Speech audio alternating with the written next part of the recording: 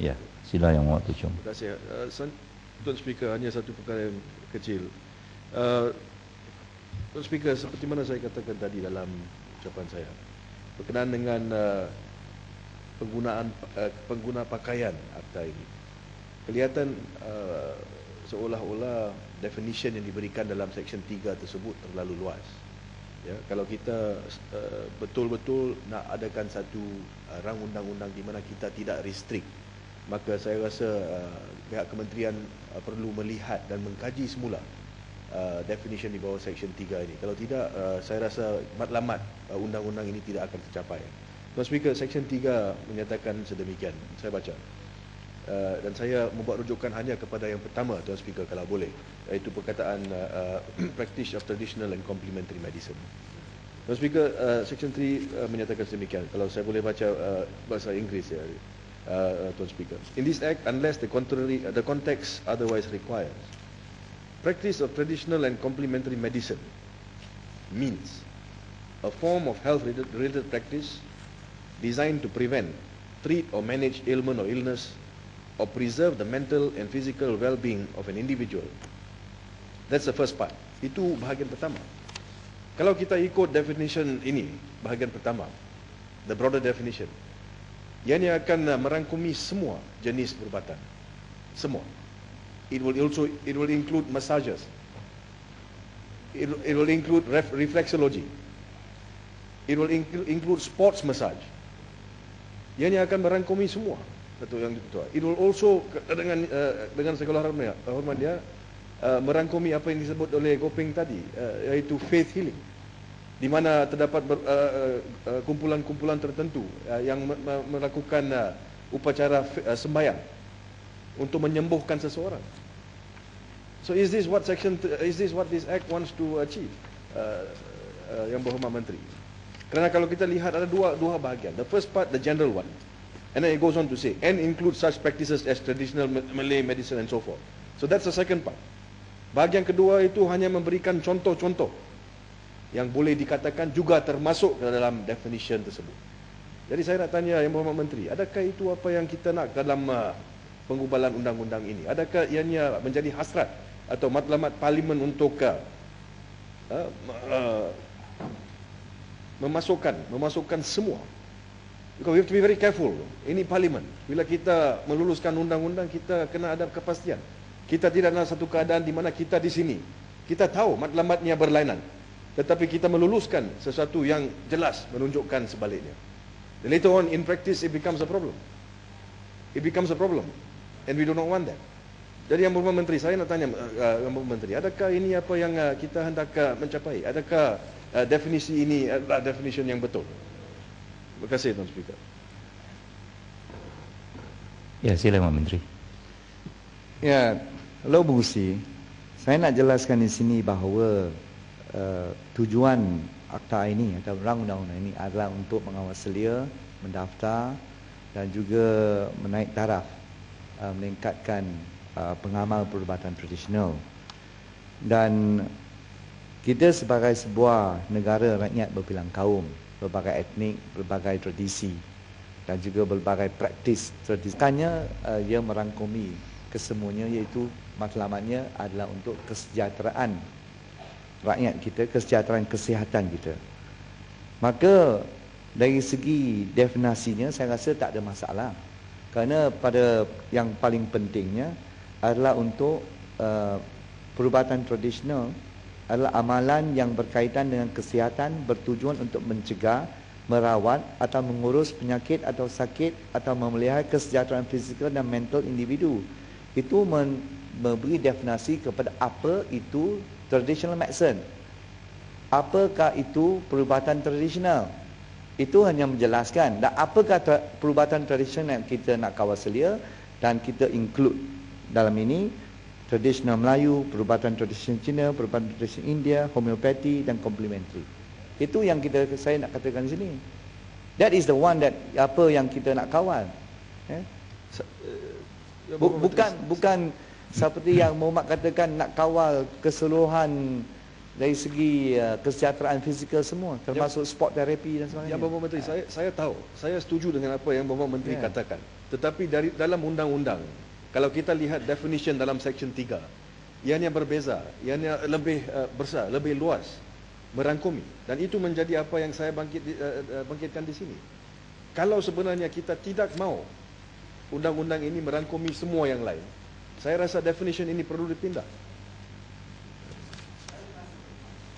Datuk ni betul. Datuk Musi, saya dah tegaskan tadi, dari semasa sekiranya ada lagi perubatan tradisional nak dirangkumkan dan dimasukkan dalam rang undang ini, termasuk contohnya perubatan tradisional kadasan dusun murut, kita boleh masukkan. Minta maaf, Tuan Speaker, minta maaf. Tapi saya rasa mungkin yang Bapak Menteri tidak selari dengan apa yang saya kata di sini. Bapak Menteri, kalau kita lihat definition, kalau kita ikut definition ini sekarang, seperti mana ianya ada, ianya boleh melingkungi apa yang saya katakan tadi. Everything comes within it. That's the problem. So bukan soal kita nak pindah pada masa ke semasa dan sebagainya. Soalannya apa yang berada di sini sekarang section 3 itu. It is general, too general. It includes everything. And it goes on to include other things like traditional Malay medicine. So I think the first part has to be looked at again. Kalau tidak, everything comes in. Even a massage, even chiropractor, even what do you call reflexology, faith healing, prayers, everything comes in. I mean anything that has to do with health and well-being comes in. Okay. Can you look into that carefully? Because otherwise we are passing something which is beyond what Parliament intends. Ya. Terima kasih Yang Berhormat Musi. Terima kasih kepada Yang Berhormat Puchong yang telah meningkatkan. Tapi saya nak tekankan di sini bahawa definisi atau tafsiran dalam pasal 3 ini perlu dibaca bersama dengan pasal 20. Kalau tengok pasal 20. Pasal 20 dalam akta ini, rang undang-undang ini, ialah untuk dalam bidang-bidang amalan yang diiktiraf. Majlis hendaklah dari semasa ke semasa mengenal pasti bidang amalan yang perlu dilaksana di Malaysia dan hendaklah membuat syaur kepada menteri supaya bidang amalan itu ditetapkan sebagai bidang amalan diiktiraf. Itu saja. So it has to go together. Dia tak ada persendirian. Definasi hanya definasi, tapi dari segi praktiknya, dari segi perjalanan akta ini, dia perlu mengikut pasal 20. Pasal 20 yang akan menetapkan bidang-bidang. Bangun Yang Amat. Saya Domsi. Ya. Tengah Batu. Nak bagi jalan Yang Amat, Menteri. Siap. Ya, Tengah Batu. Saya cuma nak mengkarun dengan Tuan Pengerusi. Dah buka untuk berbahas ke belum? Apa yang dibentangkan oleh Dia tengah menjawab perbahasan. Cuma seorang berbahas. Dah buka untuk perbahasan. Sebab saya tak dengar Tuan Pengerusi sebut terbuka untuk dibahas. Sebab Puchong dah bangun kan? Yalah, kalau terbuka untuk apa, baru saya nak bangun untuk berbahas sama tentang apa yang disebut oleh Yang Berhormat Menteri di peringkat jawatan kuasa ini. Yang Amat, pada ketika ini perbahasan telah dibuat oleh Yang Berhormat Puchong dan Menteri sedang menjawab. Okey, saya nak Yang Amat sekarang dalam meminta penjelasan. Saya nak minta penjelasan tentang apa yang disebut oleh Yang Berhormat Menteri tentang memasukkan unsur perubatan Islam.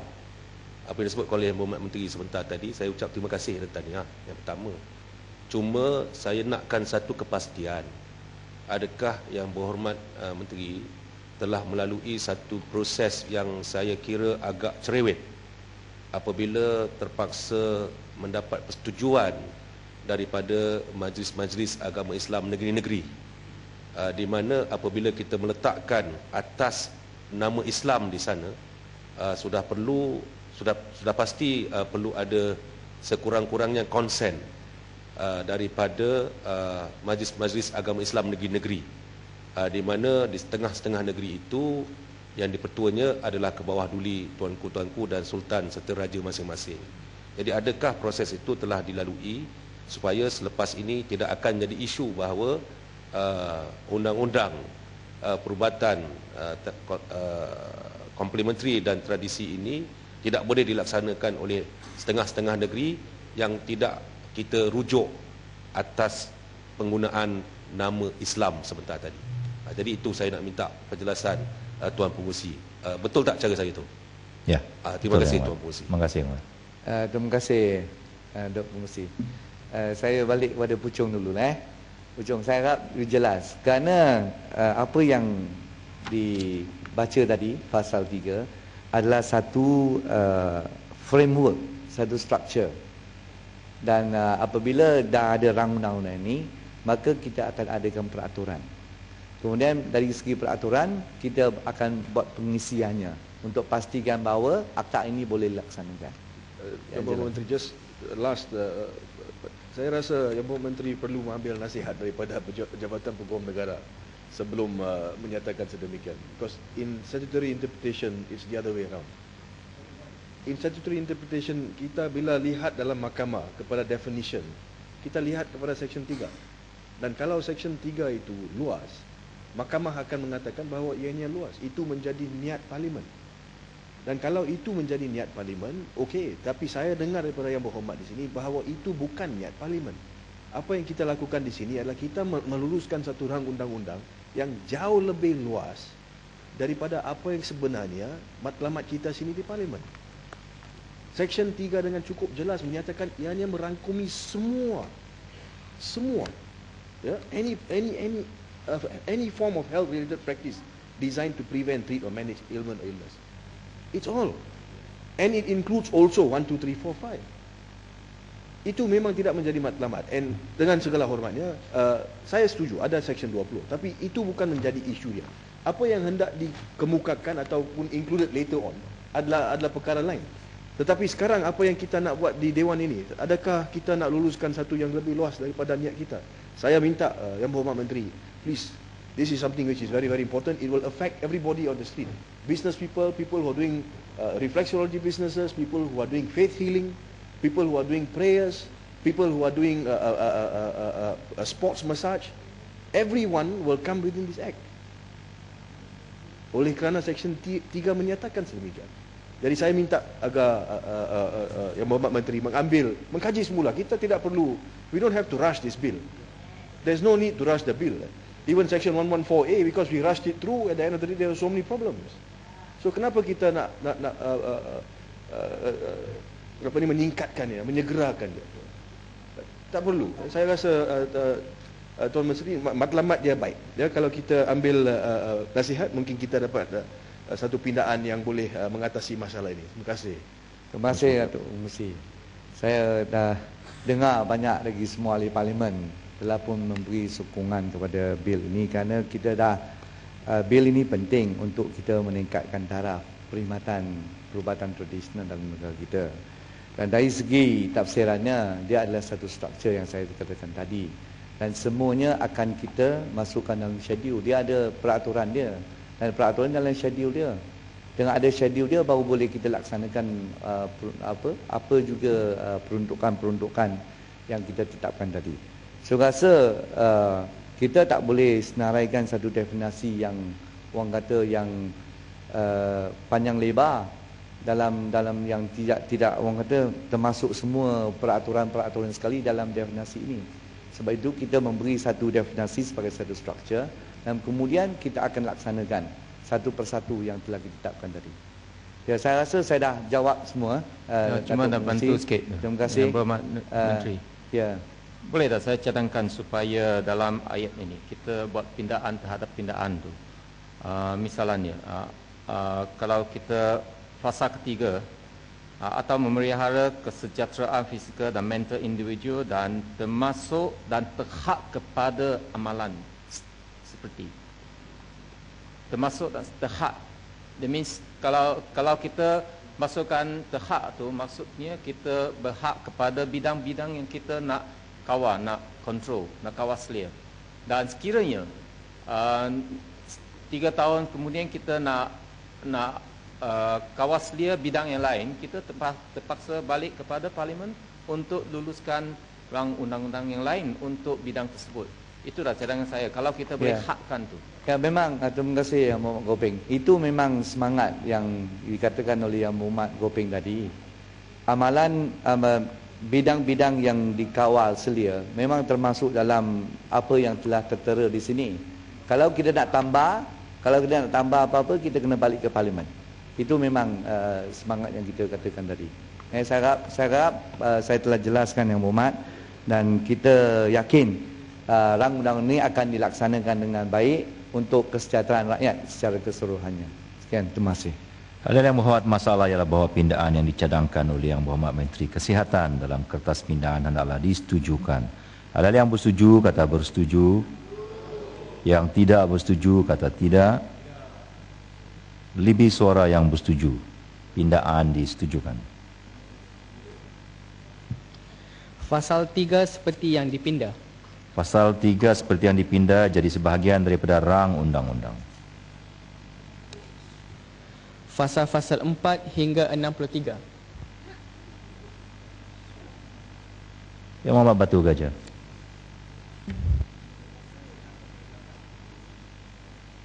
Terima kasih Datuk Pengerusi. Saya ingin merujuk kepada beberapa fasa untuk memohon penjelasan daripada Yang Berhormat Menteri, sebab tadi jawapan dasar saya rasa masih kurang jelas beberapa perkara ya.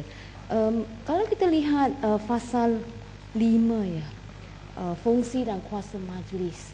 Saya rasa dalam undang-undang ini saya ingin tahu mengapakah kementerian memberi begitu banyak kuasa kepada majlis ini, Datuk Pengerusi. Majlis ini mempunyai kuasa untuk mensyorkan bidang untuk diiktiraf. Kalau mereka yang nak mengamal, mereka kena pohon kepada majlis. Dan kalau batal juga majlis menentukan pembatalan pendaftaran. Majlis yang menentukan senarai nama gelaran yang dilarang digunakan.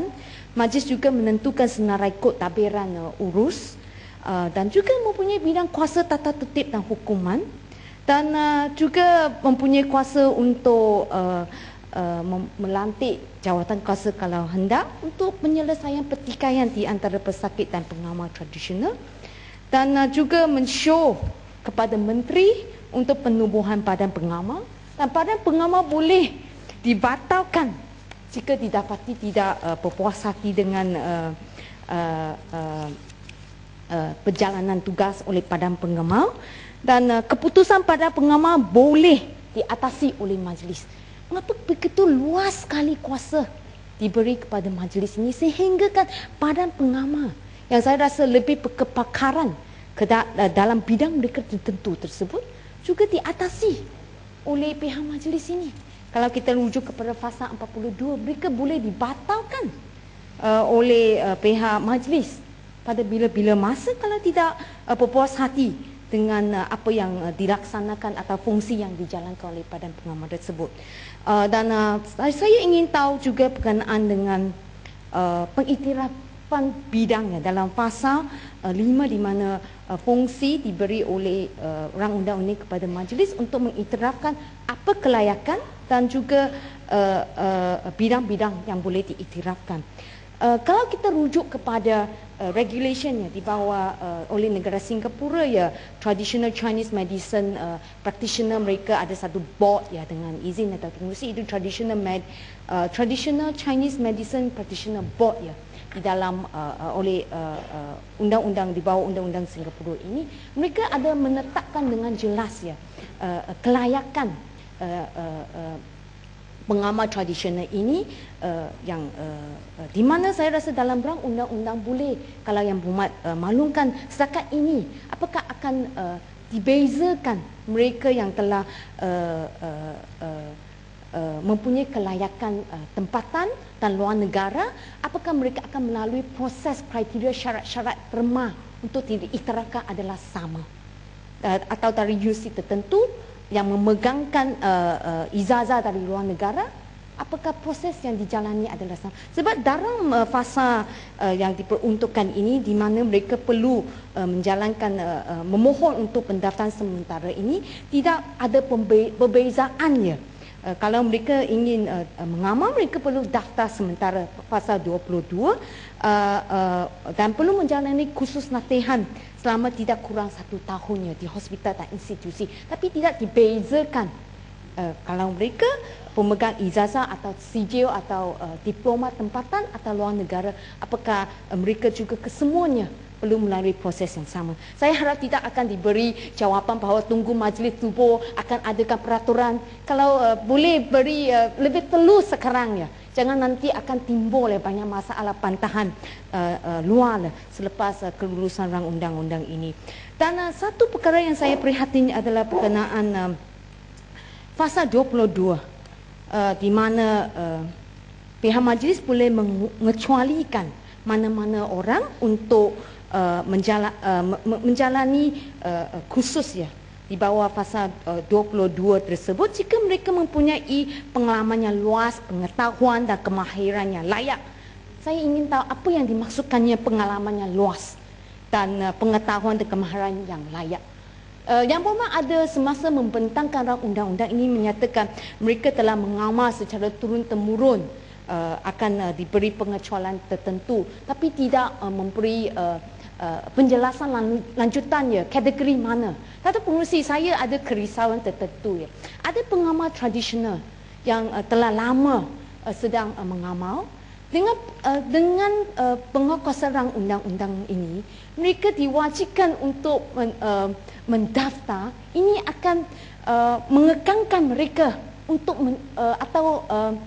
akan mengakibatkan mereka tidak mahu melalui proses pendaftaran tersebut dan berhenti memberi perkhidmatan kepada orang ramai. Yang saya percaya macam di kawasan saya ada seorang pakar tulang dia mengubati orang ramai sebab dia nak membantu ya, bukan mengira berapa bayaran yang diberi, tapi kerana nak menyumbang kemahiran kepakarannya kepada komuniti. Tapi kalau dengan rang undang-undang ini dia perlu walaupun dikecualikan melalui kursus, saya tak pasti sama dalam kes demikian mereka akan dikecualikan. Jika ya, mereka masih perlu mendapatkan sijil perakuannya, pengecualian dan proses itu akan saya rasa menyulitkan mereka. Sebab kalau hanya diberi pengakuan 12 bulan, 30 hari sebelum tamat kena lanjutkan lagi dan kena bayar fees. Saya rasa mungkin dalam kategori ini ya yang Berhormat boleh berjelaskan situasinya. Dan promosi iklannya bagi pengamal tradisional ini, saya ingin rujuk kepada Fasal 33. Saya rasa dalam Fasal 33 ini yang Berhormat boleh menjelaskan sama ada sebenarnya pengamal tradisional ini di bawah rang undang ini boleh atau tidak boleh mengiklan atau mempromosikan amalan mereka. Sebab sangat jelas kita tahu adalah salah kalau kita membuat kenyataan dalam iklan kalau kenyataan itu adalah palsu atau mengerirukan.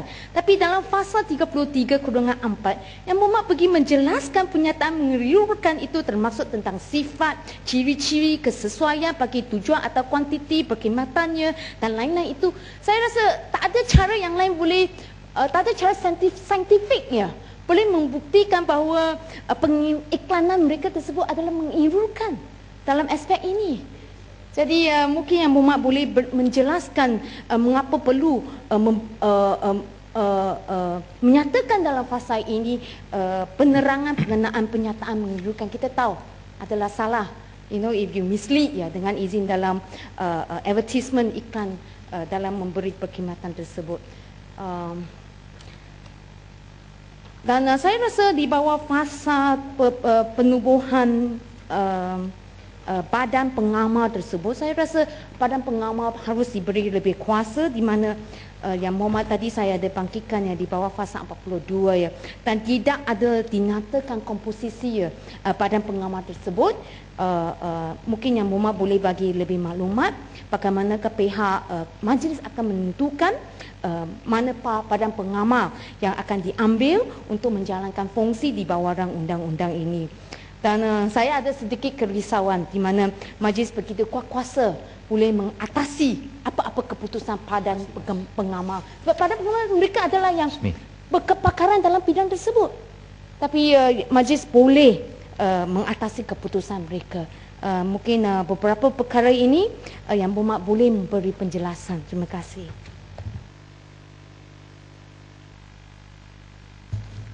Yang Muhammad Kuala Kedah.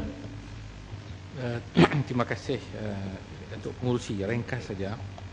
Ada 3 perkara yang ingin saya minta penjelasan yang Berhormat Menteri. Yang pertamanya Fasal 5 Pasal 5 seperti mana disebut oleh Batu Gajah tadi, kuasa yang begitu luas diberikan kepada fungsi majlis ini. Oleh sebab itulah saya mengharap, sangat-sangat mengharapkan supaya skop di bawah perkara 5B itu menetapkan kelayakan yang dikehendaki bagi setiap bidang itu segera diputuskan oleh pihak majlis supaya bidang itu tidak terlalu luas dan tidak terlalu complicated serta boleh memberikan jaminan-jaminan dan sebagainya. Perkara-perkara yang memerlukan perselisihan itu dikemudiankan. Itu saya minta penjelasan yang Menteri. Perkara yang pasal 6 Ya, Muhammad. sikit ya Datuk. Tangguhkan 4.5.